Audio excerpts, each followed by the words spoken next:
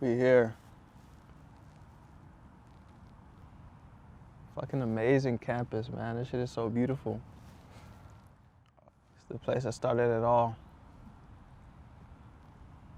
Northside College Prep. That's where everything started for real. The roots of everything. I feel like it started from boredom and the urge to want to do something different. The urge to want to change a pattern. But I feel like we've always been different. Like, even in our whole grade, so many different people, so many memorable, unique, talented people, man. What I realize is that you are the one who is in control of your own destiny. And if you put your destiny in another person's hands, 9 times out of 10, you won't like the outcome because they're not you. So they wouldn't know how to be you. The only experience that people have to go off of when they try to offer advice is their own. And of course, most people go through the same things in different forms, but man, some shit people just don't know anything about, but for some reason they just assume they do based off of some piece of information that they've received or something that they've gone through. And it's that fucks everything up because now people are operating off of a program of assumptions, and assuming things is ignorance. It's ignorance, honestly. Communicating effectively, being open-minded so you can learn new things and new perspectives. All these things were things that I had to re-educate myself about. And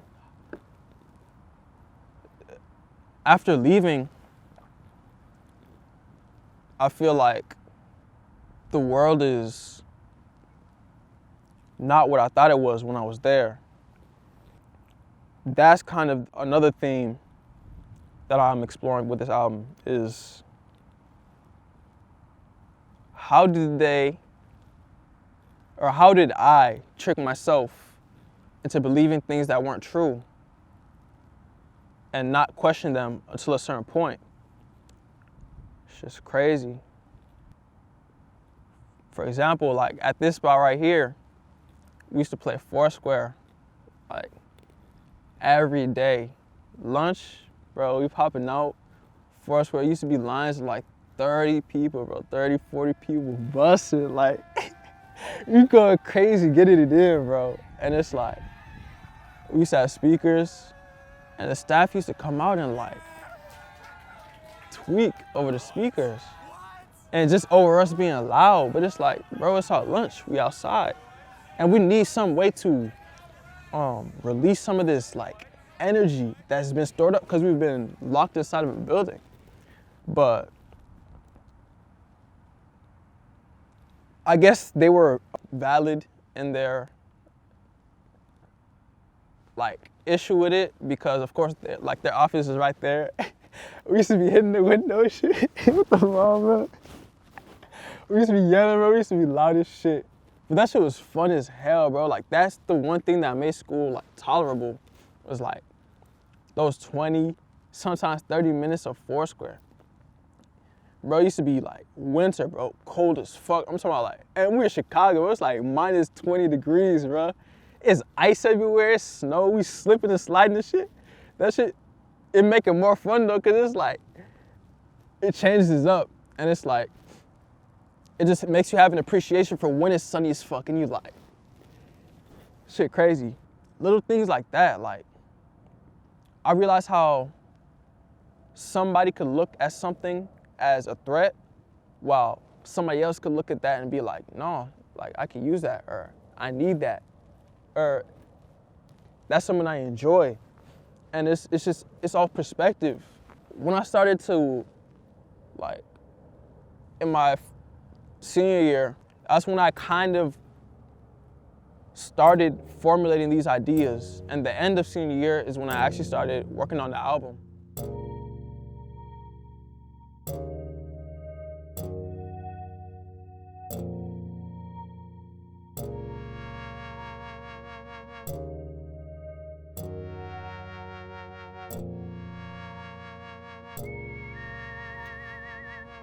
We here at the wall, man. Famous spot by the river. Really on the river. This is the spot that started everything. Shot videos here. Got elevated here. We spray painted, man. We transformed this whole location into a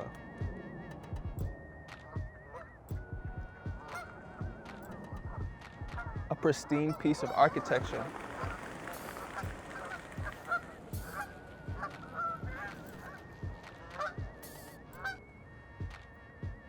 When we were juniors, we decided that we wanted to make music.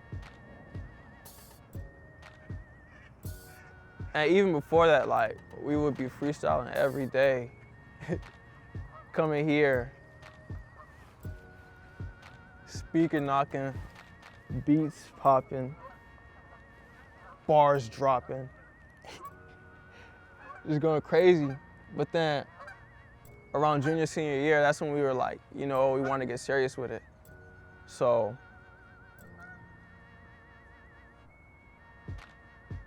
man, we just started doing it. This shit was amazing.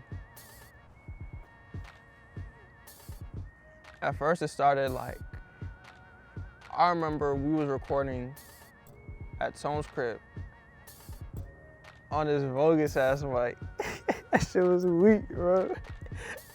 But at the time, that shit was like amazing. Like, we were like, man, we could actually record. And then we moved to the library over there on Kimball and Foster. And that shit was decent too.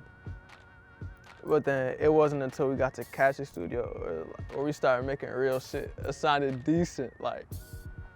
And man, that shit was magic. Like, all those creatives in one room,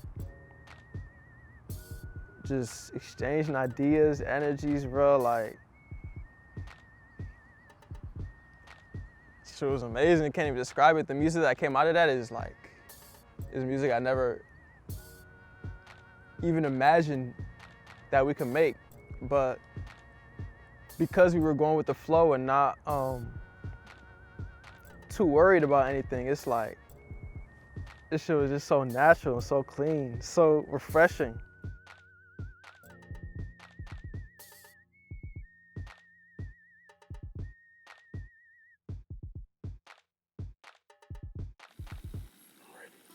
So this is the reference that I did for Waiting, which is the first song that I started for the project. I did this May 14th, 2019. Yeah. Edison. On my soul, I've been waiting and waiting and waiting. I'm balling, they waiting and waiting and waiting. They call me, I'm waiting, stop waiting, they ain't waiting, they heading done waiting. On my soul, I've been waiting and waiting and waiting. I'm balling, they waiting and waiting and waiting. They call me, I'm waiting, stop waiting, they ain't waiting, they heading done waiting. Yeah. So that day, I made the beat for Waiting in my journalism class, and I had gotten Fruity Loops cracked probably earlier that year, but like I was just messing around with it, trying to figure out what I would do, how I could find my style of making beats. And that was the first beat that I made that like just flowed naturally, and I felt like I kind of developed a style around that. That was the reference. That was when the beat wasn't even completely finished. This is the latest reference that I have is the closest to like what it's gonna actually sound like.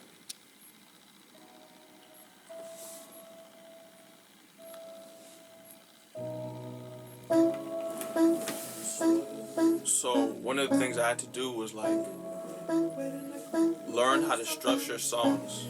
So the way that I structure my songs for this project has been like an intro where the beat builds up and that like builds up anticipation and then just a drop, and I feel like that little build up and then that drop, like it produces a feeling that, especially in hip hop, like it's that classic feeling, like that feeling of when the beat first comes on and it's like not all the instruments have come in yet, so it's just like usually the drums and not any instruments yet, and you're just like bobbing your head, bro. Like that's one of the keys of hip hop is like the head movement. If it gets you like this, that's how you know it's a good song. So going deeper into hip hop, I feel like hip hop music today is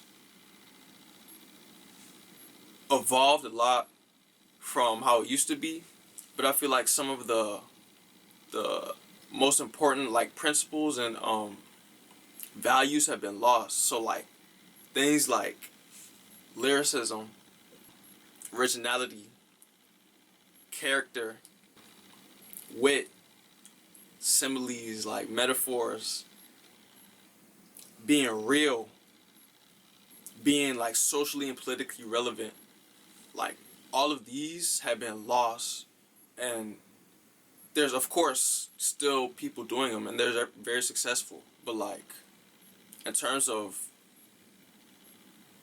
what most people think of as hip hop today, like it's either killing people, selling drugs, or doing drugs, and like, or fucking bitches. And I kind of reflects on like the state of the world, like this shit is crazy. So one of the things I want to do with this album was bring back the elements of classic hip hop, but then merge them with the new school sound to make the greatest album ever. So some of my influences for this album, first I would say Illmatic by Nas. Classic, one of the best hip hop albums ever. Classic. The way Nas tells stories and the words that he uses and the flow, the way he says things, like I feel like this is one of the keys to being like a remembered artist, is saying simple things in creative ways so people remember it. Miseducation of Lauryn Hill, that's like really really important in my life, because that's kind of like one of the themes of this album, which is education and like being miseducated or re-educated in the process of that. And Lauryn Hill is just an amazing MC. She needs to drop more music, for real. Section 80, Good Kid, Mad City, and To Pimp a Butterfly, and a little bit of Damn too. Actually, Damn as well. Like all four of those albums are. There's not even a word for them. Like Kendrick is in another, a whole nother realm.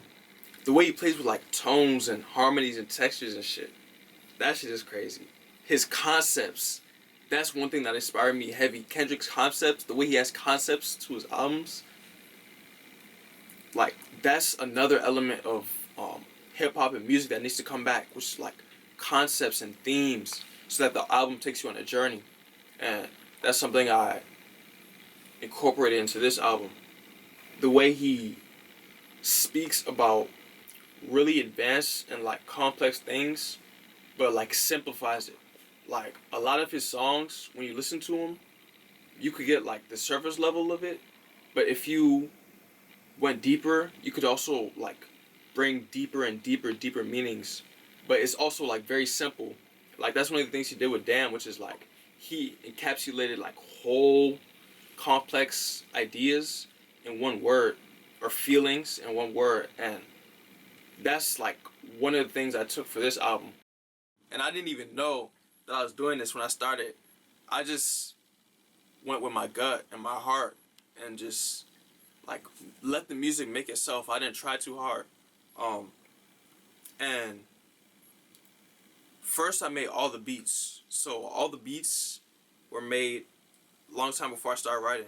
And actually at first, Waiting was the only song that I had that I was actually writing to. The rest of them I was low-key gonna give the beats to other people because I'm like, I was making so many beats. I'm like, yo, I might as well give some beats to some people, see if I could get some connections. So I kept on making beats, and then I came to realization like I was looking for beats myself. I'm like, why don't I just rap on my own beats? And then I started going crazy because, of course, me making the beat, I know the exact vibe that I want to capture. So I started writing to the beats, and man, like the vibes I was creating, I was like, yo, these are crazy.